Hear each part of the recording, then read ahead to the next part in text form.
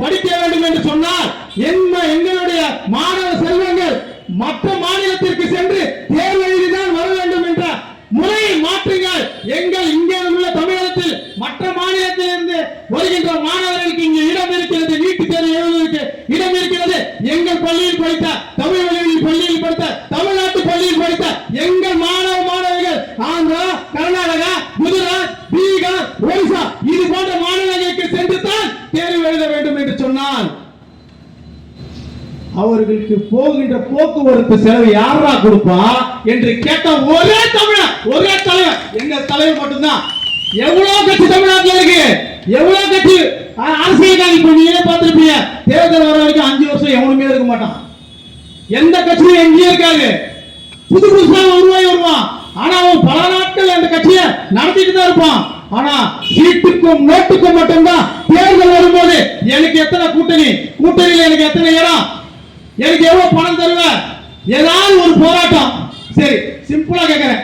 இப்போ இந்த மாதம் பட்ஜெட் தாக்கல் பண்ணாங்க மத்திய அரசு. அதுல ஒரு திட்டமாவது தமிழ்நாட்டுக்கு பலன் இருக்கா? அதை கேட்கறதுக்கு யாருக்கா துணிவு இருக்கா? மத்திய அரசை எதிர்த்து தொடர்ச்சியாக களத்தில் நின்று போராடக்கூடிய ஒரே தலைவர் எங்கள் தலைவர் தான். இந்த பட்ஜெட் பத்தி பேசுறாரு, வருகிற கடைசி கூட்டத்தில் பத்தி பேசுவாரு.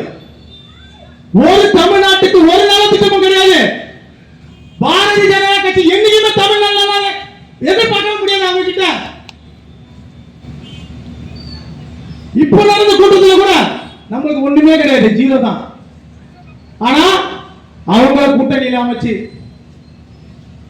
பல கூட்டணிகளை அமைச்சு மெகா கூட்டணி அமைச்சிட்டோம், தமிழ்நாட்டை மீண்டும் நாங்க தான் ஆட்சி செய்வோம் அப்படின்னு நெஞ்ச நிறுத்தி சொல்லுகிறாரு ஐயா எடப்பாடி. ஐயா, நீங்க தோத்ததுக்கு காரணமா இந்த பிஜேபி தாயா. இந்த முறையாவது சுதாரிச்சுட்டு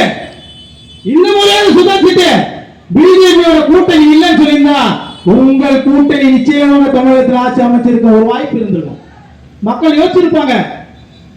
பாசிச கொள்கைகளை கேட்டு மத அரசியலை தொடர்ச்சியாக களத்தில் நின்று செய்யக்கூடிய ஒரே கட்சி பாரதிய ஜனதா கட்சி.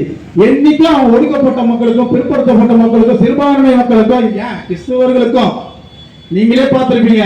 தொடர்ச்சியா அவன் இஸ்லாமியனை தான் அடிச்சான். பீகார், குஜராத் போன்ற ஹரியானா போன்ற மாநிலங்கள் தொடர்ச்சியா இஸ்லாமியனை அடிச்சுட்டே வந்தான். மற்ற மதத்தினர்கள் வேடிக்கை பார்த்தாங்க. ஏன் கிறிஸ்தவர்களையும் சேர்த்து தான் சொல்றேன், அந்தந்த மாநிலத்தில் வேடிக்கை தான் பார்த்தாங்க. இன்னைக்கு இந்த கிறிஸ்துமஸ் விழாவில் சர்ச்சில பூந்து அடிச்சான் கிறிஸ்துவரை. இப்ப கேட்கிறீங்க எங்களுக்கு எல்லாரும் ஆதரவு கொடுங்க, ஏன் எல்லாரும் ஒதுக்கி நிக்கிறீங்க? அன்னைக்கு அவங்க அடிக்கும் போது நீங்க ஒதுக்கி நிக்கிறீங்களா? இன்னைக்கு உங்களை அடிக்கும் போது அவங்க ஒதுக்கி நிக்கிறாங்க.